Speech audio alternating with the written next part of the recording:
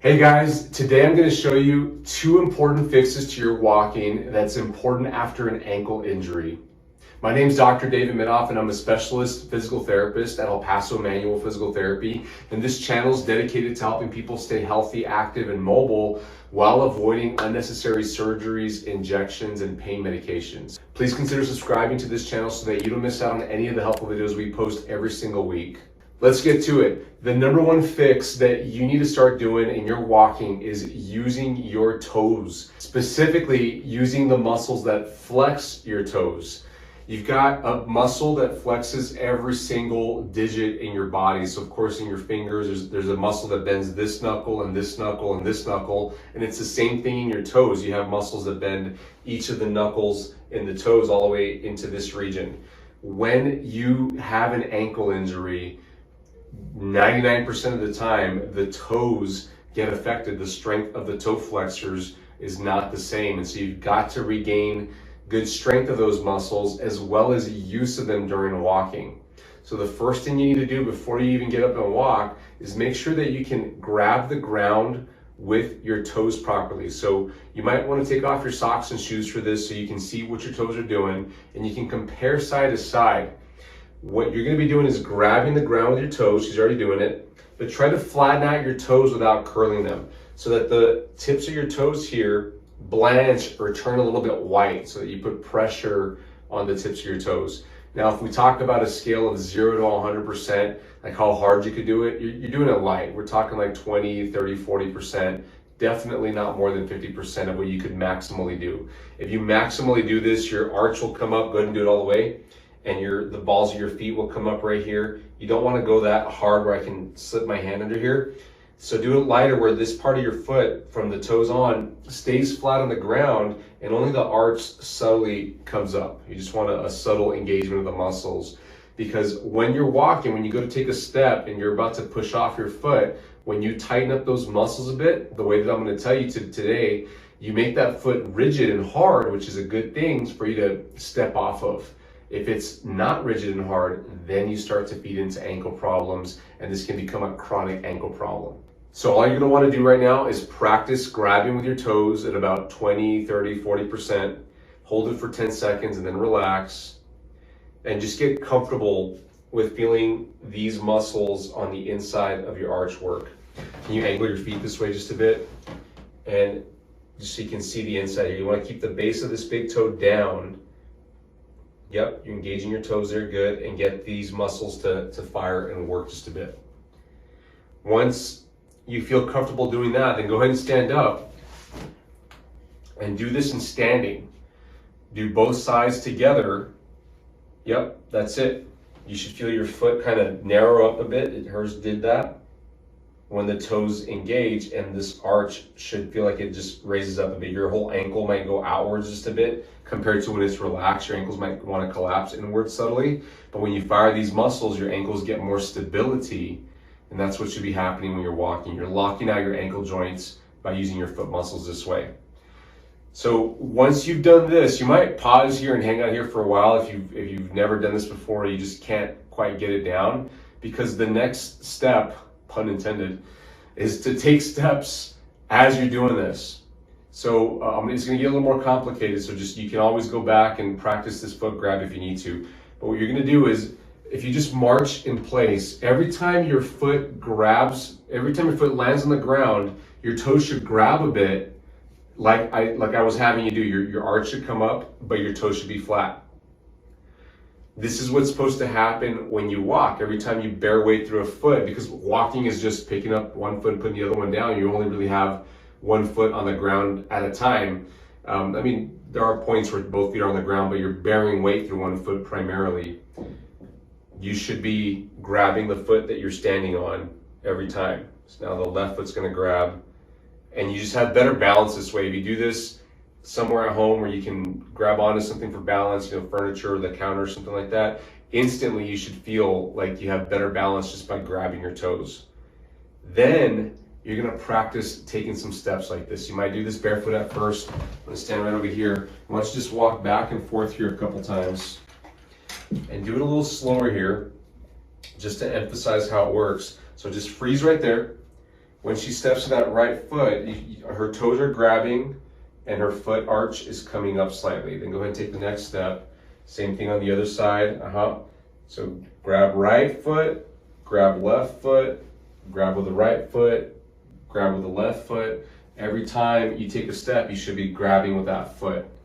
It's gonna feel really robotic when you do this.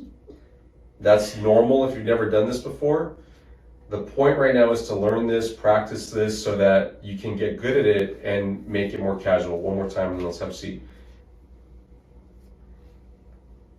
You might do this at home so you can feel safe. You know that nobody's gonna see you do this. Some people don't care. Perfect. And you just need to become more natural at doing this. Eventually get your socks and shoes on.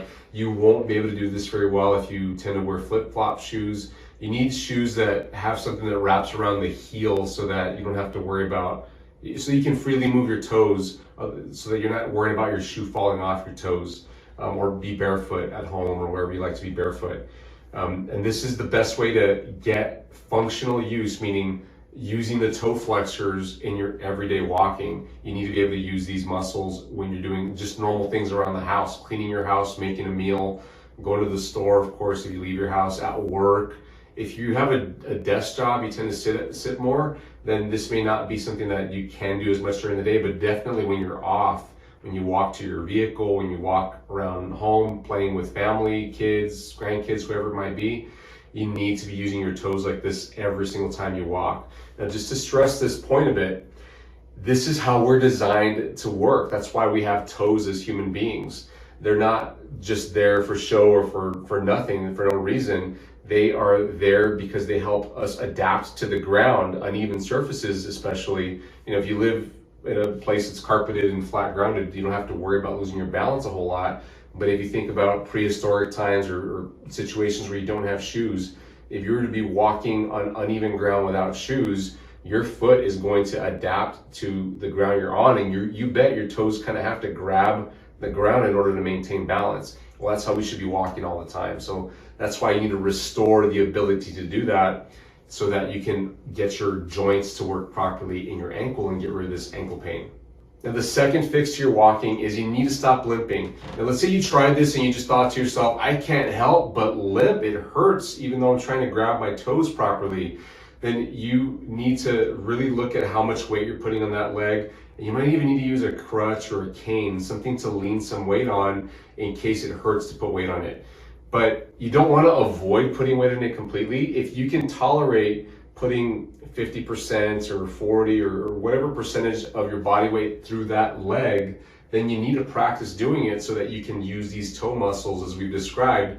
It'll help to progress your ankle pain as fast as possible. So the way that it would look, I would recommend starting out with one crutch, or if you need two crutches you can, but go ahead and stand up. And let's say it's her right ankle bothering her. Then you're gonna put the crutch opposite the side that bothers you. So you're gonna hold the crutch in the left hand. If you were to have a left ankle problem, then you'd be holding the crutch on the other side. But since her problem we're pretending is on this right side, you need to set it up this way so that when she takes a step forward, go ahead and take a small step. Putting the weight on. You're gonna move the crutch forward, and then you're gonna bring this foot even with the crutch, freeze right there. In this position right here, she's putting some weight through the crutch and some weight through the leg. You've got to find out at home what's best for you. You might freeze in this position at home, lean more towards the leg and lean away from it, and find when it doesn't hurt. And just give it a percentage, whatever feels right for you. If that's about 50%, then you should be 50% through your leg and 50% through the crutch. Don't worry about this back leg right now. You're just worried about the crutch and this leg. So 50-50. And if you can tolerate that, then try 80-20 or 70-30. You just play with how much weight you can put on it. And if you just take this 1 minute to do this, you'll figure out what percentage you can put weight on your leg without it hurting, so that you can use your muscles right. So now it's a matter of finding out how much weight you can put on it, and then how much time you can tolerate doing this.